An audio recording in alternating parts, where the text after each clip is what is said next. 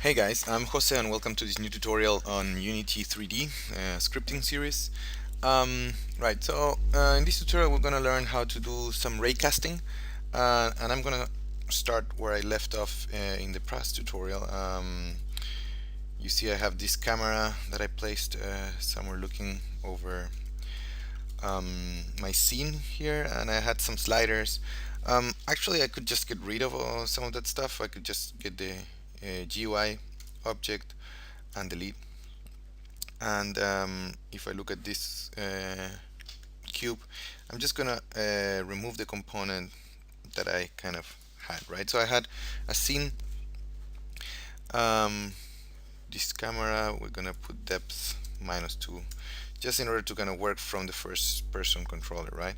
So this is what we have. We have a first person controller and a box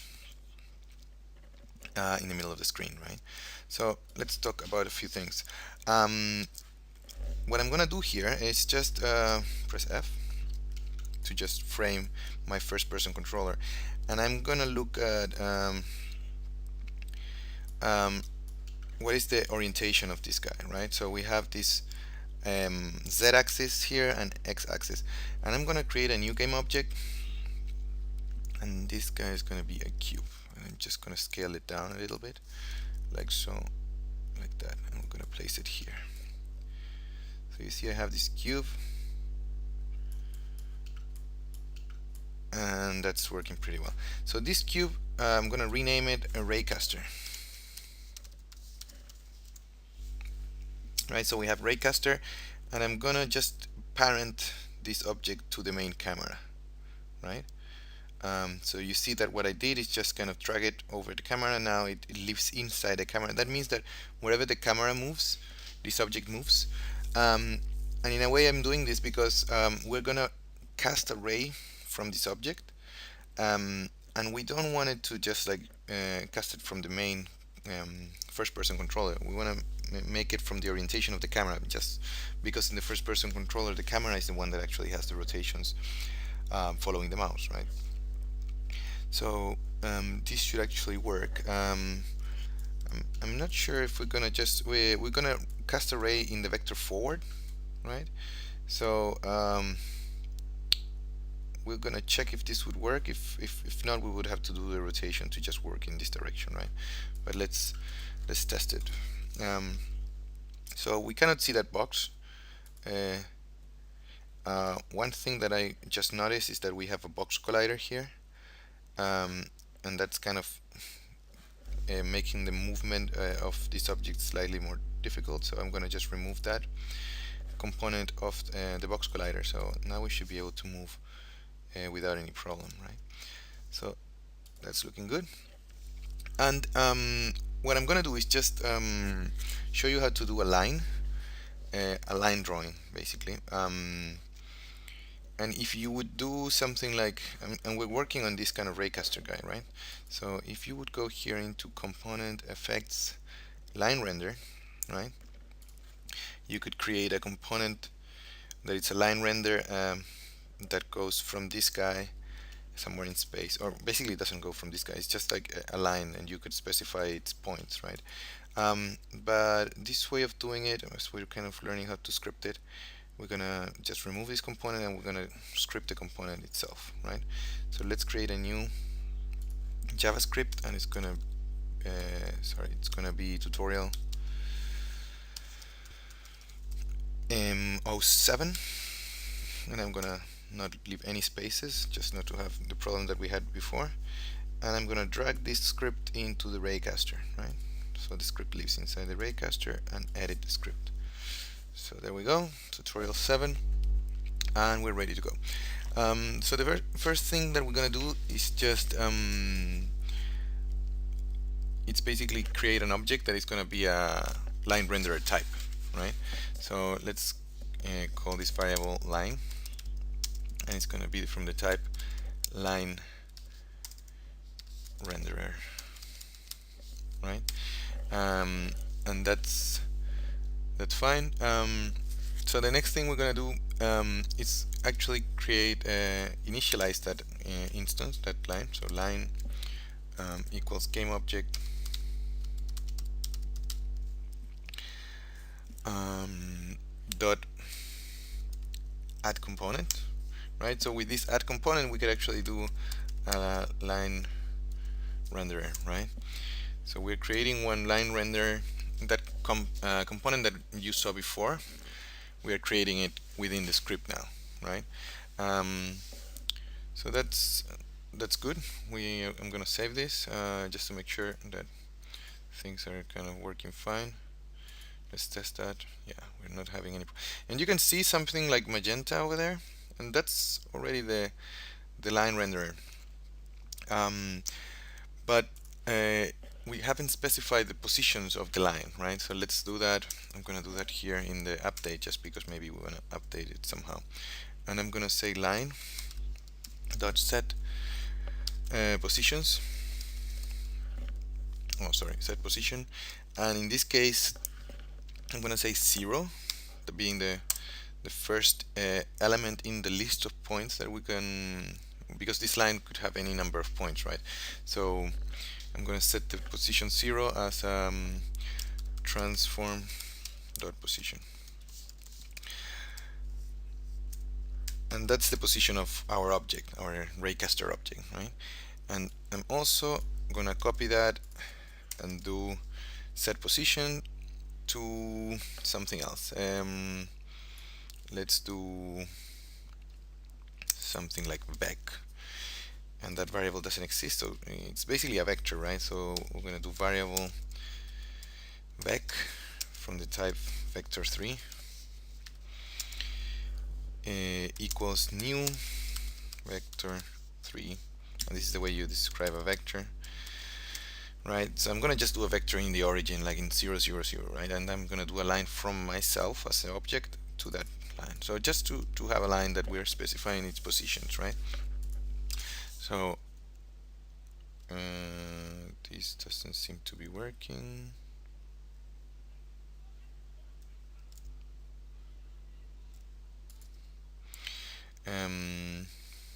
So let's check our code, and there seems to be a mistake here somewhere. I cannot seem to find it actually. Right, so the problem is here, is that I was just rewriting the position of the, so this is for the first point and this is the second point, right? So let's try it now.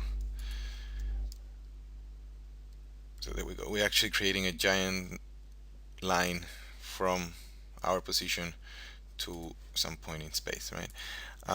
To this coordinate, right? So, but one of the things is that this line is absolutely huge, and it's absolutely very like too thick, right? So let's start by saying line dot set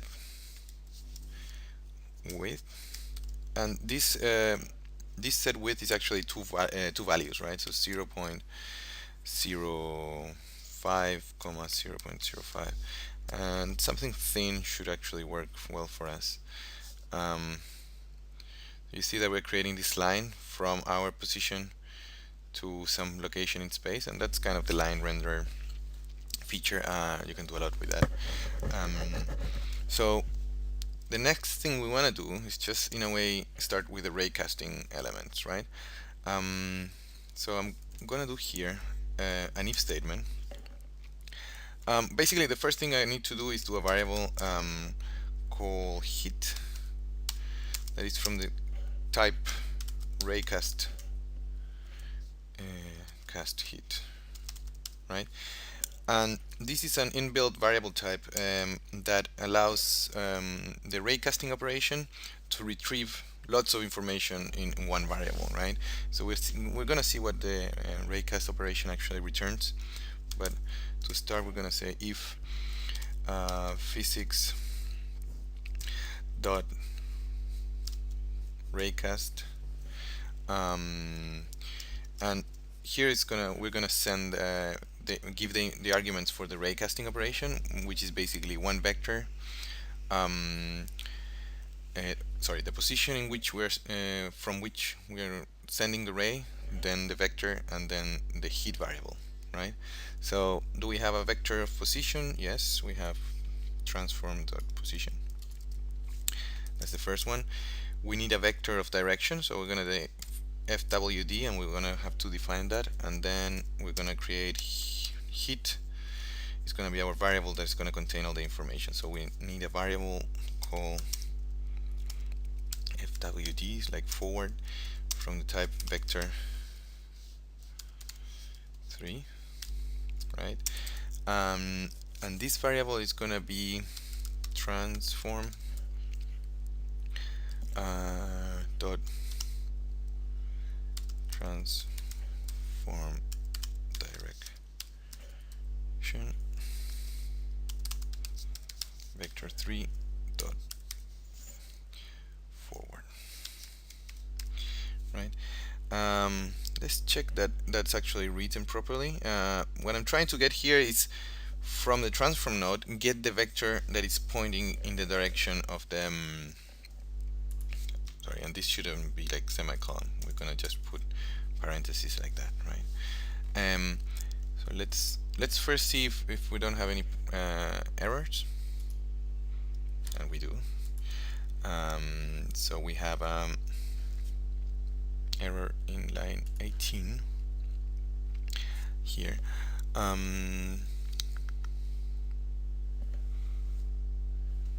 So apparently I'm missing a parenthesis there.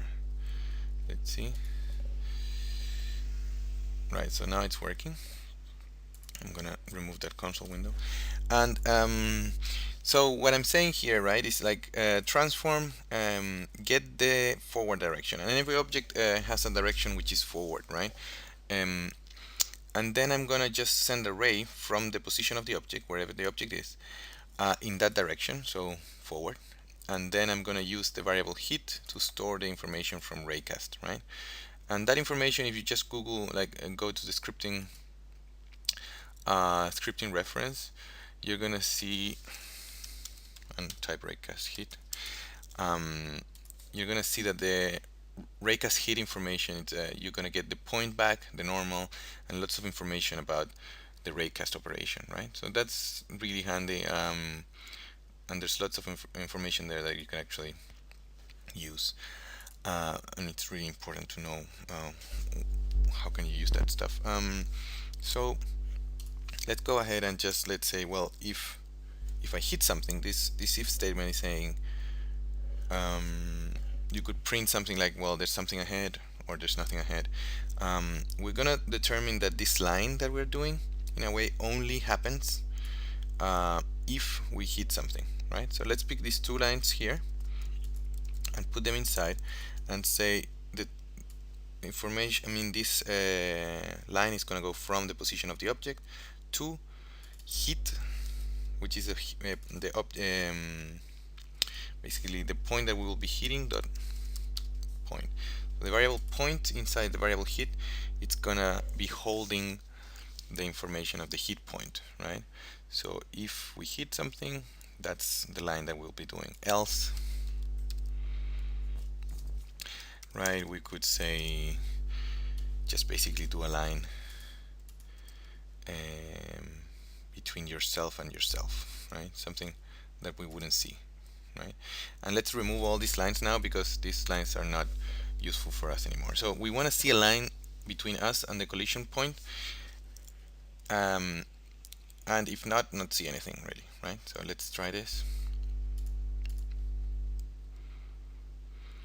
and you see I'm doing, whenever I kind of hit an object like this cube, and that's why I left that cube on, because I was planning on actually having something to hit. I mean, I can also hit the ground, right? But the ground is kind of just there, and you see that we are kind of hitting this piece of geometry, and we are making a line between the object and that hit point, right? So that's really exciting. So let's see, what else can we do? So what I'm interested in doing here is actually, how can I use that hit point as a positioning point to create some geometry there, right? So what if I could just, let's say, click the mouse, like, for instance, I could say something here like, if input dot get mouse down, right? So that's if I'm clicking the mouse, and I had to specify here 0, which represents the left mouse button, because if you would put 1, that would be right click, and then if you put 2, that would be middle mouse click, I think. So if you're hitting something and you click, right? So there's an if statement inside an if statement, something's gonna happen here, right? So what is gonna happen? You're gonna place a piece of geometry somewhere, right? So let's for that we're gonna create a variable that is gonna be called new object, that is from the type game object, and like that, right? And what I'm gonna do now is just basically go here to Unity and create very quickly game object, a box, right? Something like that.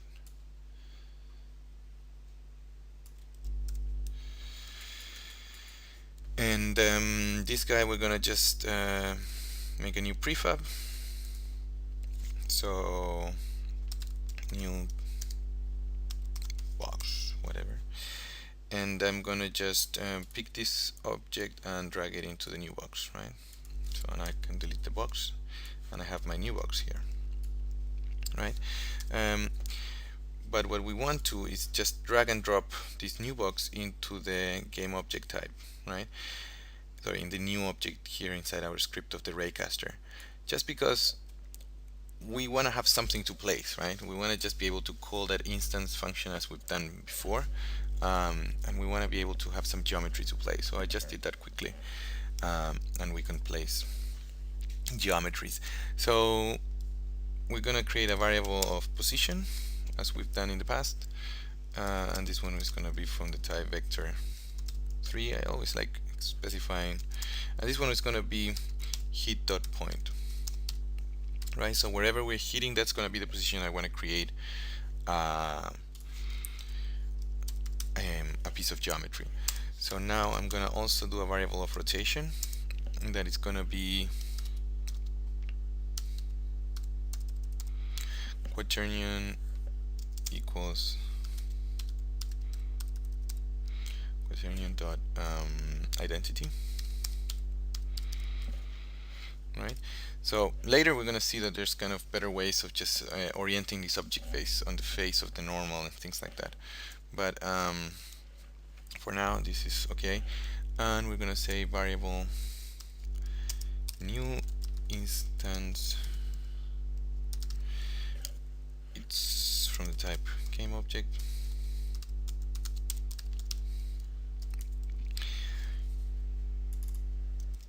new instance equals instant.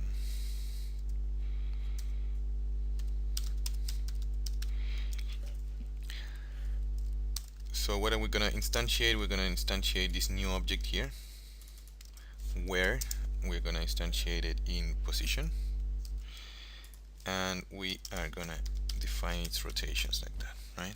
So if you press the mouse, right, we describe a position based on the hit point. We could avoid this line basically by putting hit.point here, right? And the quaternion, we define a kind of a default orientation for the object, and then we basically instantiate, right? So that's pretty straightforward. Notice that the position, well, you'll see it when we play it actually. So we're doing that, and if we click, we are kind of placing another object, and you can just create more objects like that, and then you can just jump, and you see that you're creating lots of objects.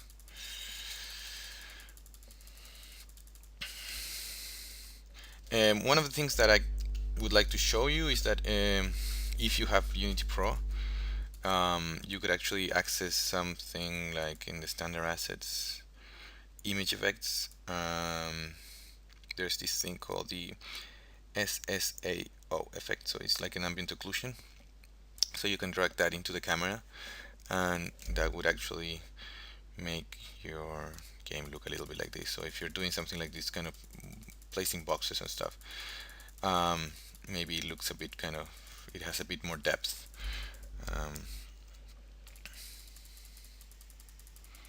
so you see it's not too clever yet, but in a way it's allowing us to place lots of objects and start creating a world around, and with this raycasting technique, right? One other thing we could do just for fun, uh, is this kind of new box. We could also add a physics rigid body kind of component to that, and maybe see that we are kind of basically placing objects, but they have some sort of gravity. And obviously they start kind of just interacting with each other once you